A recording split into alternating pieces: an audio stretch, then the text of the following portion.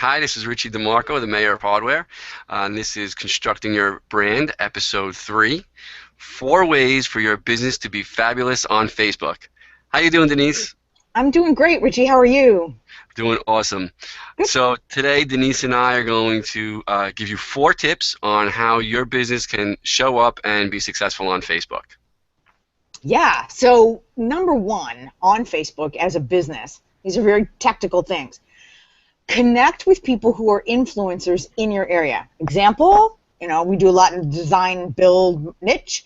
I am always looking for Chicago interior designers. So if I see somebody's great work, I will go as my page and I will try to find those people. So I'll connect with people who are influencing in the area, so that then I can kind of not ride on their coattails. That's a terrible way to say it. See if I can then start connecting, hearing what they have to say, make a contribution, that kind of thing, right? Not ride on their coattails. That was bad. Well, no, and it's a great way to see what they're up to, comment on their posts. We all love comments. So if it's an account you're trying to crack or somebody you're trying to create a relationship with, showing up on their page and commenting is a great tip. For sure, and that is because most people don't make comments. They're like trolling. It's a great way to get in front of somebody who won't take your call. That's right. You go. That's right. Exactly. Go in the back door. Go in the back door. Side door. It's my Side favorite door. way. Yeah, side door. Tip number 2 would be we all create Facebook pages and we all want that to turn into leads, and make money from it. But sharing coupons and sharing sales pitches as your only post is not the way to do it. All that's going to do is get you blocked out. You really need to think engagement, share things that are useful to your audience. Really figure out who your perfect customer is and share things that are important to them. And you might be sitting there saying, well, how am I going to come up with these posts, or where will I find this information? One service that I use is feedly.com. It's feedly.com, and it's a free app. Go to the website, sign up, and you could punch in a bunch of different topics, and it's basically a news feed. So I just scroll it, once or twice a week, 3 times a week, and I look for articles that my network will find value in, and it's stuff for me to share and have engagement with and create interaction. Yeah, for sure. And actually, on that topic, there was let's just say it's XYZ hardware company that did the concept. This is a great example. Concept was excellent. Execution sucked. It was just this past week. They were talking about hardware.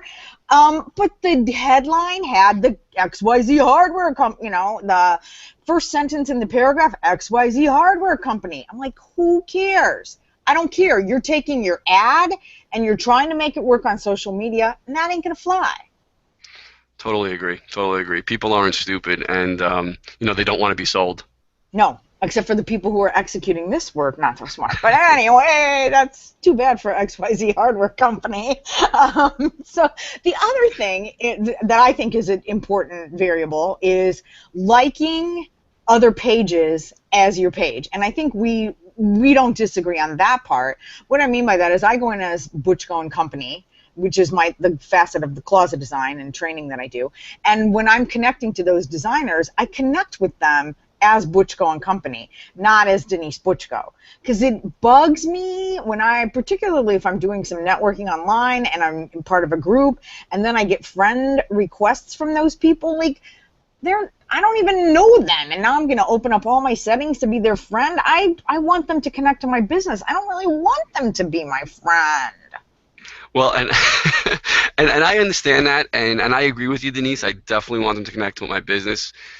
But if I have customers, all over the country, and it's hard to constantly keep that connection going, I'm friends with them on Facebook, and it's a cool way for us to see what's going on, on our everyday lives, whether they're out with their kids or just whatever's going on, and commenting on it.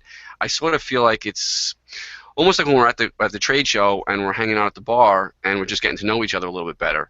So I wouldn't say that I connect with all of my customers, but some of the ones that aren't in my immediate area, or that I have we've connected with personally. When I go see them, we always have a couple of laughs. Those guys I definitely do connect with on Facebook for sure. And I'll give you that. I agree. But if it's somebody like all of a sudden you've joined this, marketing challenge group, and there are 100 people in the group, and I'm getting these Facebook friend requests from people I don't even know, that is like trying to go to third base on the first date. And Agree. I was thinking very stalkerish. Yes, that's a little too much too quick. I agree. now you have a fourth tip for being fabulous on Facebook. Yes, otherwise this wouldn't be a tongue twister. So the fourth Facebook tip is your cover photo. A lot of people just come up with their cover photo or set their cover photo and never go back and touch it again.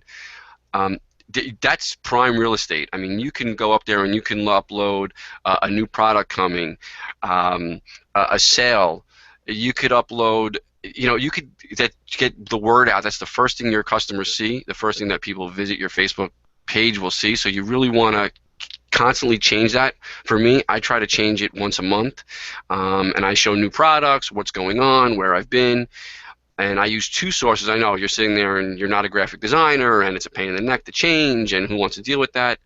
I use two. There are two resources, again, free resources that you can use to play with your cover photo. PicMonkey. That's if you Google it, it's picmonkey.com. Really easy to use. It has templates in there, so you can go in and fool around with your image and logo. And another one that's a little bit more powerful is Canva.com, and it's more powerful, so it's a little tougher to use. But if you have any computer knowledge at all, or it's somewhat intuitive, so it won't be that big of a learning curve, and you can update your cover photo really easy. It shows up in your news feed. It's one more post that shows up to all your followers, and it's a good way to stay top of mind. So you're saying put maybe if there's a new product launch or I have an upcoming special, I want to put that as a graphic in my header or cover image instead of putting it in my status updates or my feed? Yeah. I mean, you could put it in your feed, but when you put it in your cover photo ends up being a post in your feed.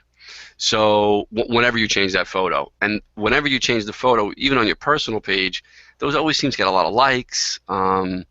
People, for whatever reason, Facebook pushes that through organically a little bit more than just a regular post. Cool. So there you have it, people. 4 fabulous tips for being fabulous on Facebook as your business.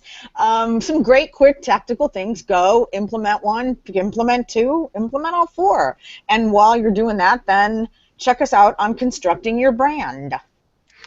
.com, and the way this works is we can't do this without your questions, so please keep the questions coming. Head over to constructingyourbrand.com, click on submit a question, and maybe your business will be featured in a future question or video broadcast.